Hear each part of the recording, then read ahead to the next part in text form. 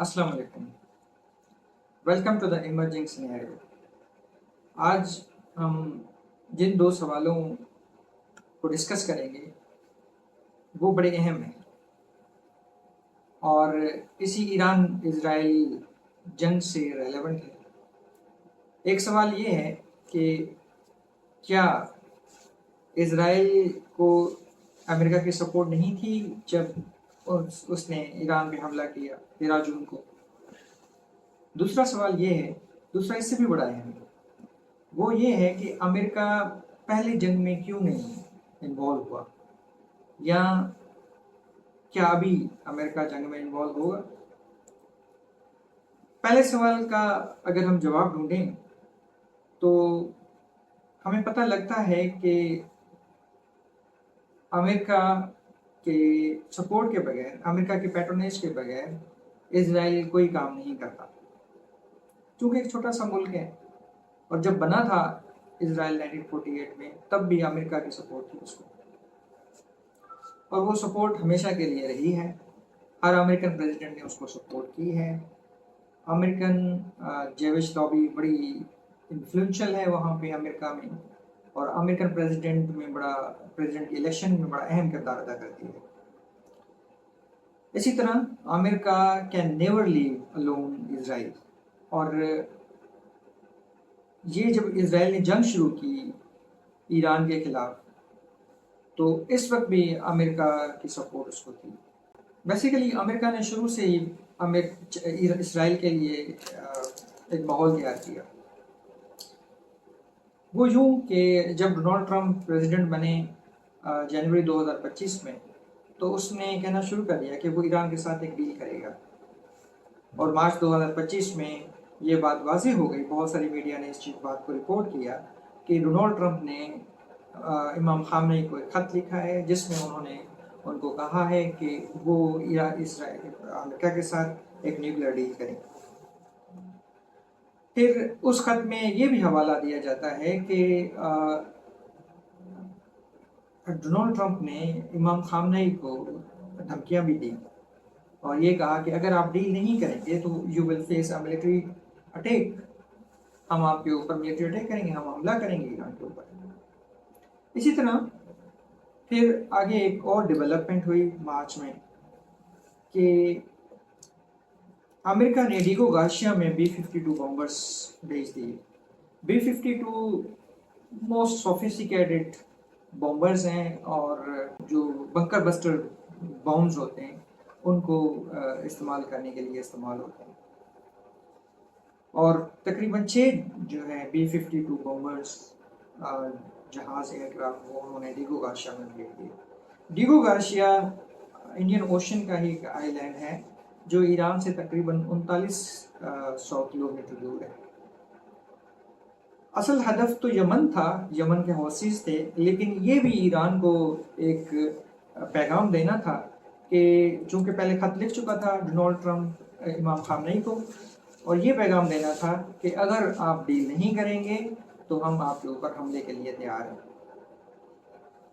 और इसी तरह जो है 13 जून 2025 को इजराइल ने ईरान के ऊपर हमला किया, तो उस वक्त भी डोनाल्ड ट्रंप ने रॉयटर्स को, फॉक्स न्यूज़ को और दूसरी अमेरिकन मीडिया को इंटरव्यूज दिया। उसमें उसने ये कहा, जब उससे पूछा गया कि आपको इस हमले का पता था, तो उसने कहा हाँ मुझे पता था, इस हमले का मुझे पता था।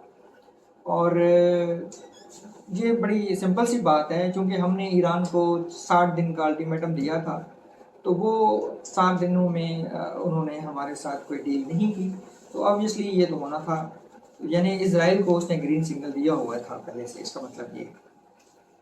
तो फिर फिर उसके बाद जो है और भी बहुत सारे बयानात हैं डोनाल्ड ट्रंप के ईरान के हवाले से। और जब वॉर शुरू हुई तो उसके बाद भी जो है डोनाल्ड ट्रंप बयान देता हुआ आ रहा है कि किस तरह उसने इजराइल को ग्रीन सिग्नल दिया था, और किस तरह उसको तैयार किया हुआ था। 2 महीनों से इजराइल ये तैयार हो रहा था कि अगर जो है वो डील फेल होती है ऑब्वियसली इसराइल चाहता था कि डील फेल हो, क्योंकि इसराइल जो है ऑब्वियसली 90s से जो है असेंबली 1979 से तैयारी कर रहा था कि ईरान पे वो हमला करे। पिछले साल उसकी दो बड़ी लिमिटेड वॉर हुई थी एक दूसरे के तनसीबात पे, स्पेशली मिलिट्री तनसीबात पे जो है उन्होंने हमले किए थे, और इसराइल ने जो है मिसाइल डिपो और मिसाइल लॉन्चर्स को डिस्ट्रॉय करने की कोशिश की थी ईरान, लेकिन दैट वाज लिमिटेड वॉर। तो अभी एक फुल स्केल वॉर के लिए इसराइल ने खुद को तैयार किया, बल्कि अमेरिका ने एक माहौल बना के लिया। अब दूसरा सवाल जो है इससे लिंक्ड है, वो ये है कि क्या अमेरिका इस जंग में शामिल होगा, डायरेक्टली शामिल होगा? ये बड़ा कॉम्प्लिकेटेड सवाल है। रिसेंट जो कल डोनाल्ड ट्रंप ने ट्वीट किया है, या उसने जो एक स्टेटमेंट दिया है, उसने ये कहा है कि हो भी सकता है, नहीं भी हो सकता, यानी he can involve in the war, नहीं भी हो सकता। तो उसने यानी उससे भी क्लियर बात नहीं है, लेकिन पता लग रहा है कि इंटरनेशनल मीडिया ये बात कवर कर रही है कि डोनाल्ड ट्रंप ने जंग का ऐलान कर दिया, जंग का फैसला कर दिया है, यानी उनको तैयारियां हो गई हैं सारी जंग की, और बड़े पैमाने पे जो है वो मिलिट्री डिप्लॉय की गई है, मिलिट्री पर्सनल डिप्लॉय किए गए हैं, जंगी बेड़े भेजे गए हैं पर्शियन गल्फ में, और इसी तरह जो है जो बेसिस हैं मिडिल ईस्ट में अमेरिका के, वहाँ पे भी डिप्लॉयमेंट और उसके अलावा जो है वो तैयारियां मुकम्मल हो चुकी हैं। जस्ट जो वेट हो रहा है वो हो रहा है डोनाल्ड ट्रंप का, कि डोनाल्ड ट्रंप वहाँ से कहे कि गो अहेड, तो जो है वो B-52 बॉम्बर स्पेशली जो उन्होंने तैयार किए हुए हैं, जिनके पास जिनमें बंकर बस्टर्स जो है वो डिप्लॉय होते हैं। बंकर बस्टर्स जो है वो बेसिकली इस्तेमाल इसलिए किए जा रहे हैं कि ईरान के जो न्यूक्लियर फैसिलिटीज़ हैं, स्पेशली फर्दो वाली जो फैसिलिटी जो उनके साथ है, वो पहाड़ों में बनी हुई है, और उस फैसिलिटी को डिस्ट्रॉय करने के लिए ऐसा कोई मिसाइल चाहिए जो डीप तकरीबन 300 फीट डेप्थ तक जो है जा सके और वहाँ पर ब्लास्ट होते हैं। तो ये जो बंकर बस्टर्स हैं USA के पास, जो B-52 बॉम्बर्स के ज़रिए गिराए जाएंगे या गिराई जाती हैं मिसाल के तौर पे, तो वो जो है इनमें ये पेनिट्रेशन पावर है कि ये 200 फीट तक नीचे जाकर फिर ब्लास्ट हो जाएंगे, ब्लास्ट हो जाएंगे। लेकिन जो फर्दो वाला ये भी CNN की रिपोर्ट है, जो फर्दो वाला पावर प्लांट है ईरान का, वो तकरीबन 260 से लेके 290 मीटर फीट तक जो है वो गहरा है।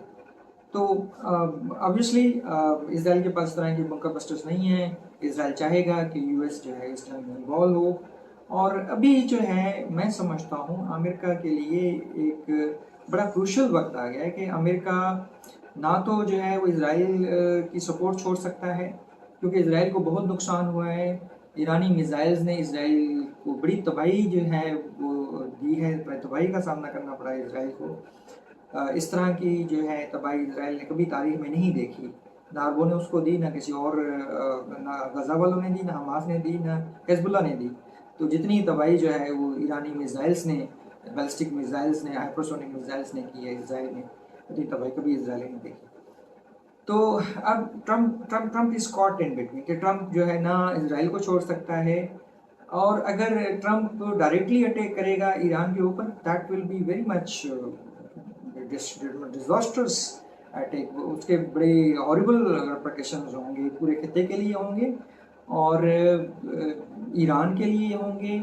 ऑब्वियसली पूरा मिडिल ईस्ट जो है वो that will B involved in this, जो इस आग में जो है वो जलेगा।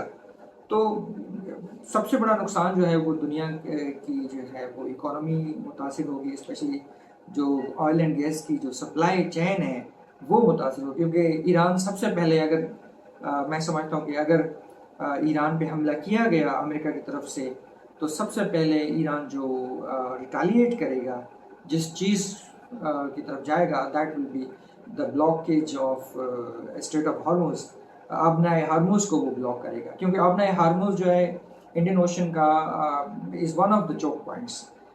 ये स्लॉक्स का एक बड़ा अहम चौक पॉइंट्स है इंडियन ओशन का, और यहाँ से तकरीबन डेली जो है वो 17 मिलियन बैरल ऑयल, दुनिया का 40% ऑयल जो है यहाँ से सप्लाई होता है। चाइना इस पर डिपेंडेंट है, पर नॉर्थ कोरिया, जापान, बहुत सारे दुनिया के बहुत सारे ममालिक, इंडिया, इवन पाकिस्तान जो है इस पे सप्लाई चैन पे डिपेंडेंट है। तो इसी तरह जो है वो that will be first step that Iran will take. और दूसरा स्टेप जो है वो क्या हो सकता है, वो इंसर्जेंसी क्रिएट हो सकती है इन केस के खामने की हुकूमत ख़त्म हो जाती है, इन केस के वहाँ पे ये कोशिश की जाती है कि रज़ा पहलवी जो वहाँ पे तैयार बैठा हुआ है अमेरिका में कि वो खामने की हुकूमत ख़त्म हो तो रज़ा पहलवी को हुकूमत पे बिठाया जाए। तो ये देयर बी इंसर्जेंसी, बड़ी लेवल पे इंसर्जेंसी होगी, बड़े लेवल पे कियोस होगा, बड़े लेवल पे जो है डिसऑर्डर होगा।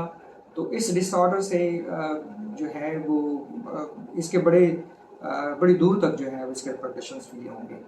ये जो अरब अभी खामोश बैठे हैं उनके लिए बड़े रिपरकशंस फील होंगे, पाकिस्तान के लिए भी बड़े रिपरकशंस फील होंगे, पाकिस्तान को भी बड़ी जो है वो हीट फील होगी अगर इस तरह का वहाँ पे माहौल पैदा होता है। अब देखना ये है कि whether America is gonna attack Iran और नॉट।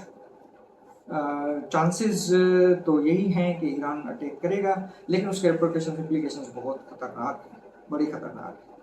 सो लेट्स सी, अगले 24 घंटे बड़े अहम हैं इस हवाले से कि what Trump is gonna decide. So see you next time, thank you so much.